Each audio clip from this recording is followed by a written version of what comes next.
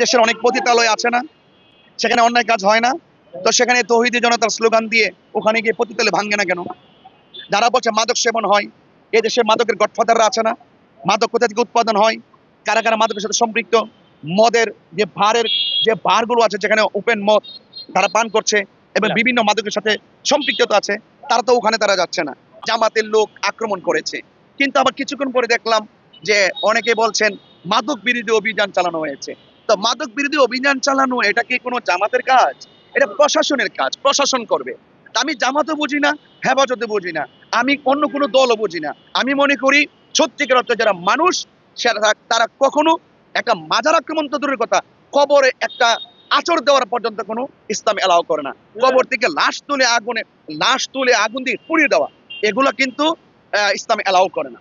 সেই জন্য আমি অনুরোধ করব, আমি কিন্তু দল বিদল বুঝি না, যারা অন্যায়ের সাথে জড়িত হবে প্রত্যেকের উচিত, প্রত্যেক রাজনৈতিক দলের উচিত অন্যায়ের বিরুদ্ধে সত্যের পক্ষে কথা বলা।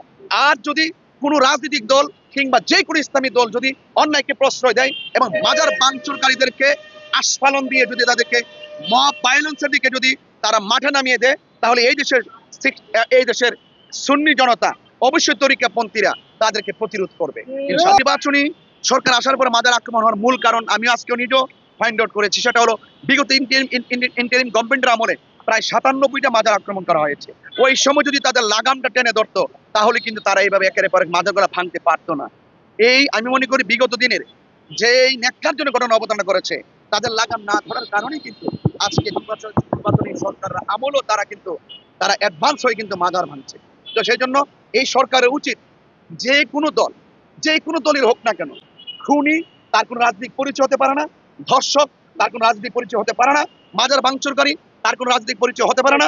এই সমস্ত ন্যাক্কারজনক ঘটনার সাথে যারা জড়িত, রাজনৈতিক দল মত সবকিছুর ঊর্ধ্বে এসে ওই সমস্ত অপরাধীকে আইনের আওতায় আনা এটা রাষ্ট্রের দায়িত্ব। যারা মাজার ভাঙছে তাদের মুখের একটি ভাষা থেকে আমার একটা অভিজ্ঞতার আলোকে আপনার উত্তরটা আমাকে দিতে হবে। তারা বলছে যে মাজারে নাকি মাদক সেবন হয়, মাজারের শরীয়ত বহির্ভূত কাজ হয়। আমি আপনাদেরকে বলবো, এই দেশের অনেক পতিতালয় আছে না, সেখানে অন্যায় কাজ হয় না, তো সেখানে তৌহিদি জনতার স্লোগান দিয়ে ওখানে গিয়ে পতিতালয় ভাঙে না কেন? যারা বলছে মাদক সেবন হয়, এই দেশে মাদকের গডফাদাররা আছে না, মাদক কোথা থেকে উৎপাদন হয়, কারা কারা মাদকের সাথে সম্পৃক্ত, মদের যে বারগুলো আছে যেখানে ওপেন মদ তারা পান করছে এবং বিভিন্ন মাদকের সাথে সম্পৃক্ততা আছে, তারা তো ওখানে তারা যাচ্ছে না। তো আমার প্রশ্ন হলো আল্লাহর ওলির মাজারে তারা যাচ্ছে কেন? আল্লাহর ওলির মাজারে যারা অপবাদ তোলে, সেখানের ভিতরে কি হচ্ছে? সেখানের মধ্যে মাদক নাকি সেবন হয়। আমার প্রশ্ন হলো, যদি কোথাও যদি এরকম কোনো ঘটনা ঘটে, এটি একটি বিচ্ছিন্ন ঘটনা।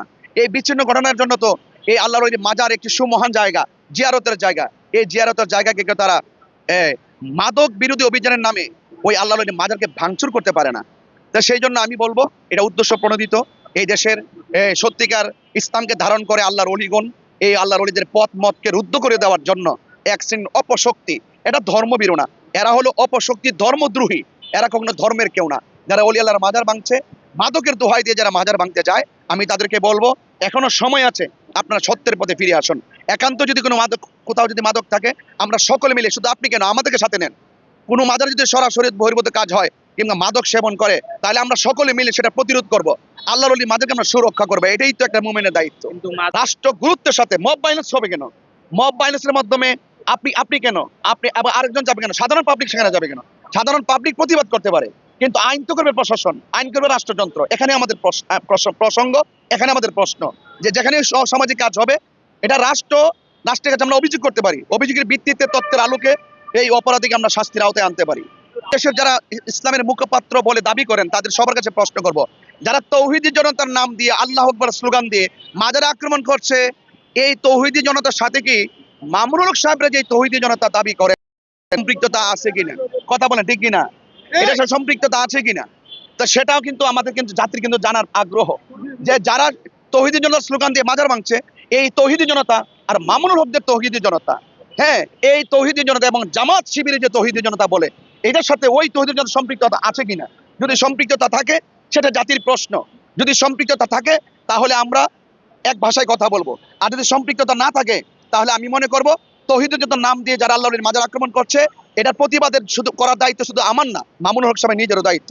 কারণ এই যে কোনো মাজারকে সুরক্ষা দেওয়ার জন্য আমাদের সকলকে ঐক্যবদ্ধভাবে কাজ করতে হবে ইনশাআল্লাহ।